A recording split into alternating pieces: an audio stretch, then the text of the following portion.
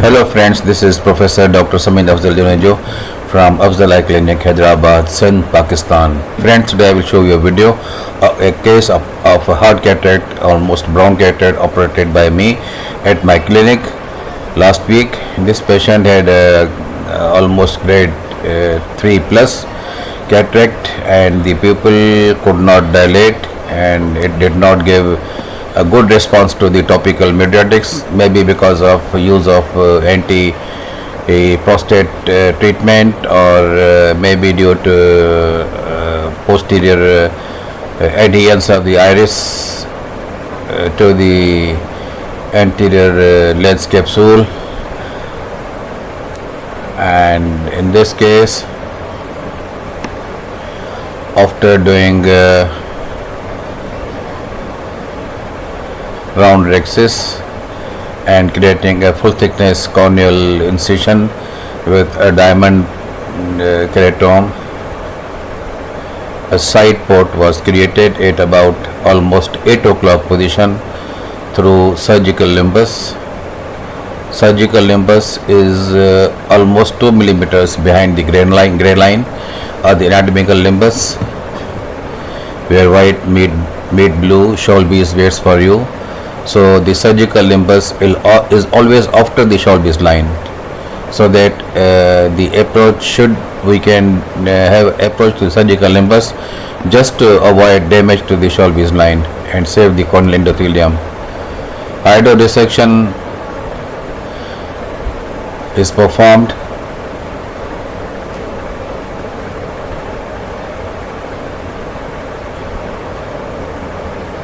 And this is such a hard cataract, so we could not do the hydro delineation.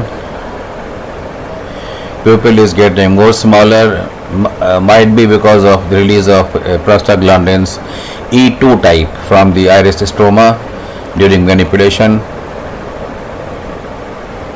of the iris.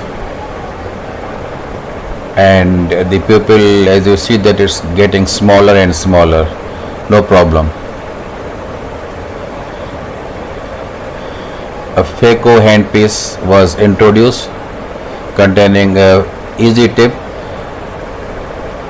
and the machine I usually use is Otley Cataract Easy.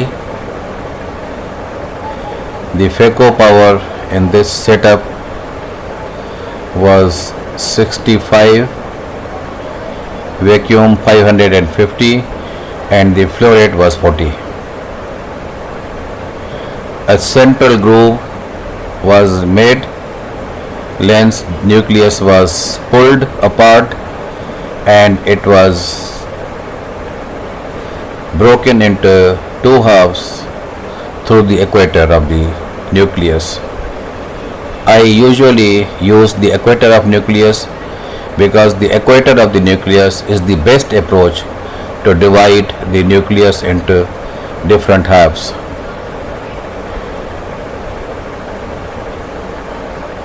The first half is being chewed at different sides, keeping the Phaco tip exactly in the mid-pupillary area, just to avoid the iris sphincter chewing.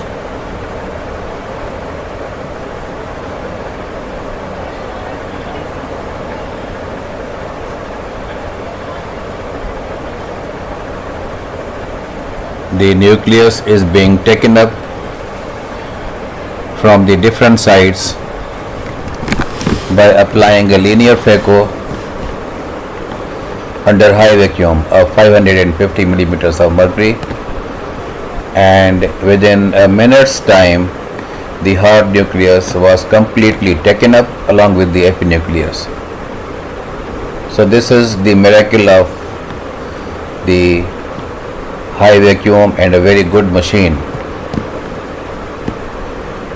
Cortical matter is still left in the bag, and I have used OVD dispersive to lubricate the inside of the anterior segment and also the corneal surface for best view, clear view, and the magnification of the media.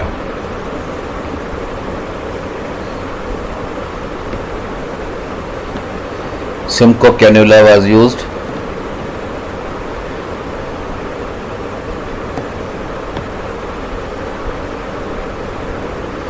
For the aspiration of cortical matter slowly and gently in presence of OVD dispersive.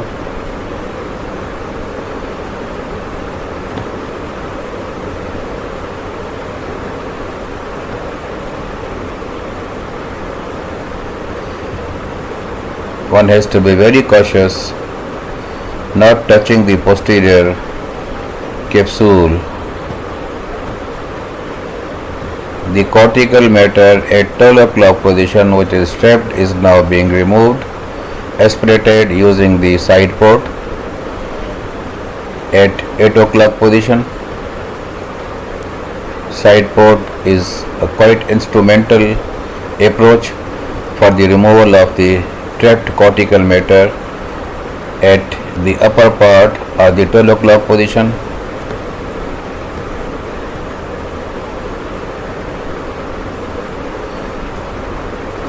The cortical matter is completely removed,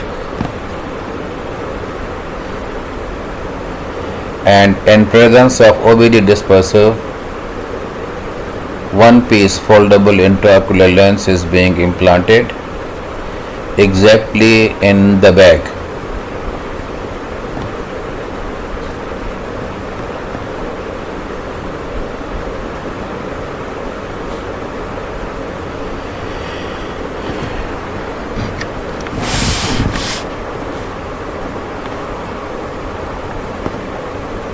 The injector is being slightly rotated in the anti-clockwise direction in order to position the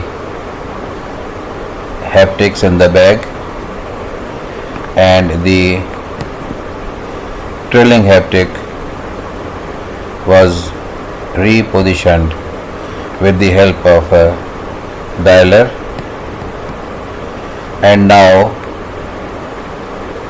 again I used the Simcoe cannula for the removal of viscoelastic solution.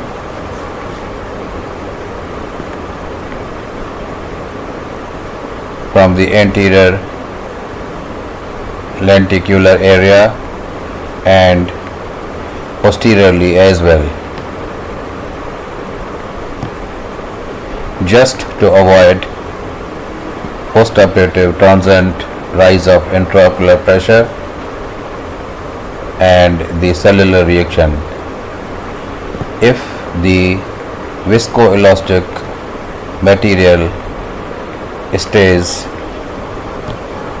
inside,